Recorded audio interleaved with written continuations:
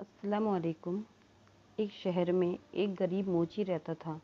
अपने घर के एक कमरे में वह जूते बनाता और उन्हें बेचकर जो भी पैसे मिलते उससे अपने परिवार का भरण पोषण करता था। वह दिन भर मेहनत कर जूते बनाता था, लेकिन उसके जूते ज़्यादा नहीं बिकते थे। एक समय तो ऐसा भी आया कि उसके बनाए जूते बिकने बहुत कम हो गए। मजबूरी में वह बहुत कम दाम पर जूते बेच दिया करता था ताकि कुछ तो पैसे मिल जाए। धीरे धीरे हालत ये हो गई कि उसका धंधा बंद होने की कगार पर आ गया। ऐसे में उसे हर समय अपने परिवार के भरण पोषण की चिंता सताती रहती। उसके जमा पैसे भी खत्म होने लगे थे। घर का सामान बेचने की नौबत आ गई थी। मोची बहुत अधिक परेशान रहने लगा था। उसकी पत्नी ने उसे हमेशा भगवान पर भरोसा रखने को कहती और समझाती कि सब भगवान देख रहा है और हमारी सारी परेशानी दूर कर देगा। मोची ऊपर से तो मुस्कुरा देता, लेकिन अंदर ही अंदर चिंता में घुलता रहता। उसके पास जूते बनाने का सामान भी खत्म होने लगा था। दुकान में बस एक जोड़ी जूता बचा हुआ था, जिसे खरीदने कोई ग्राहक नहीं आ रहा था। आखिरकार एक दिन उसने बाजार जाकर उस जूते को बेचने का मन बना लिया और उसे लेकर बाजार की ओर निकल पड़ा। वो बाजार की दुकान में गया और अपनी आखिरी जोड़ी जूते बेचने की कोशिश की, लेकिन उसके जूते खरीदने कोई तैयार नहीं हुआ। वो जूते लेकर वापस लौटने लगा तो रास्ते में उसे एक बूढ़ा व्यक्ति दिखाई पड़ा। वो खाली पैर चला जा रहा था। रास्ते के कंकड़ पत्थर उसके पैर में चुभ रहे थे। मोची को उस बूढ़े व्यक्ति पर दया आ गई। उसने सोचा कि जूते तो बिक नहीं रहे, इस बूढ़े व्यक्ति के ही काम आ जाएंगे। उसने वे जूते उस बूढ़े व्यक्ति को दे दिए और घर वापस आ गया। शाम को वो अपनी दुकान में गया तो देखा कि वहाँ चमड़े का एक टुकड़ा बचा हुआ है। उस टुकड़े से मात्र एक जोड़ी जूता बना सकता था। वो जूता बनाने के लिए चमड़े का वो टुकड़ा काटने लगा। चमड़ा काटते काटते उसे काफ़ी रात हो गई, इसलिए उसे यूं ही दुकान में छोड़कर वह घर आ गया।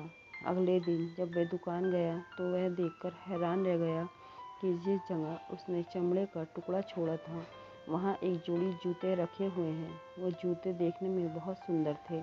कुछ देर तो मोची उन्हें देखता ही रहा, फिर सोचा कि क्यों ना इसे बाजार जाकर बेचने की कोशिश करूं।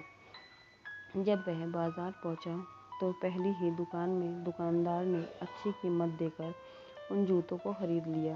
मोची बहुत खुश हुआ। उसने जूते बनाने का और घर की ज़रूरत का कुछ सामान खरीदा और खुशी खुशी घर वापस आ गया। रात में उसने 2 जूते बनाने का चमड़ा काट कर रख दिया। अगले दिन उसे 2 सुंदर जूते बने हुए मिले।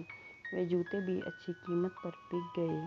उसने बाद में मोची रोज़ चमड़ा काट कर दुकान में छोड़ने लगा। अगले दिन उसे बने बनाए जूते मिल जाते। उसके जूतों की पूरे बाजार में चर्चा होने लगी। उसकी दुकान में ग्राहकों की भीड़ उमड़ने लगी। अब उसके जूते तुरंत बिक जाते और साथ ही नए जूतों की मांग भी रहती।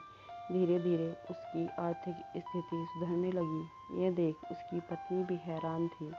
एक दिन उसने मोची से पूछा कि ऐसा अचानक क्या हुआ कि बाजार में उसके बनाए जूते इतने लोकप्रिय हो गए।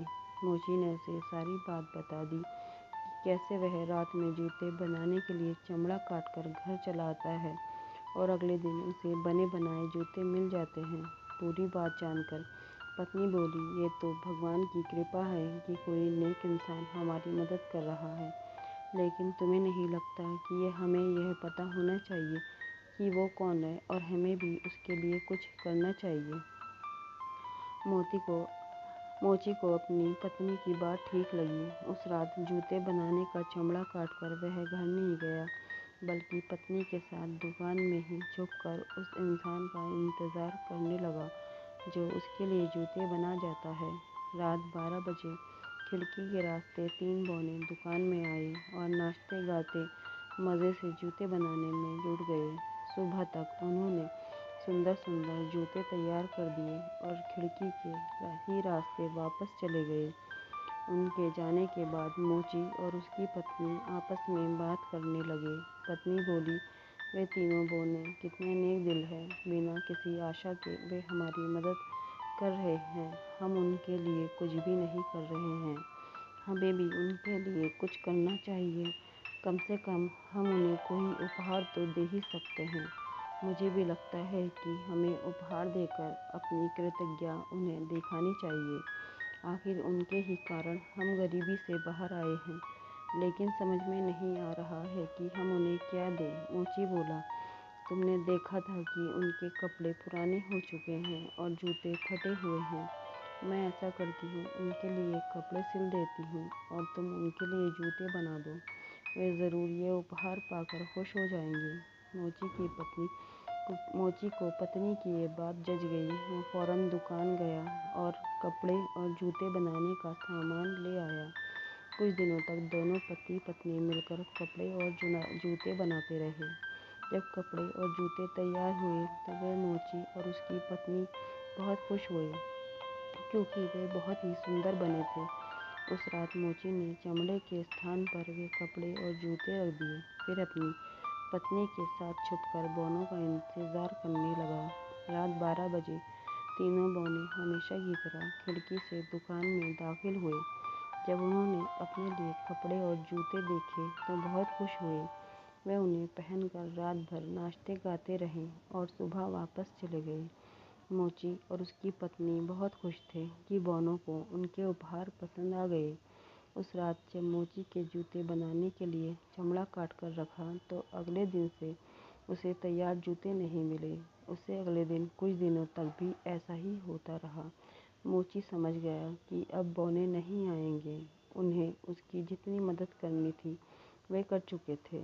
उस दिन के बाद से मोची खुद जूते बनाने लगा। जूते बनाने में वह माहिर तो था ही, अब उसे ग्राहकों की पसंद का भी अंदाज़ा लग चुका था। वह खूब मेहनत करने लगा और जूते बनाने की अपनी कला को निखारने लगा। उसके जूते भी बौनों द्वारा बनाए गए जूतों जैसे ही सुंदर बनने लगे और ग्राहकों को पसंद आने लगे।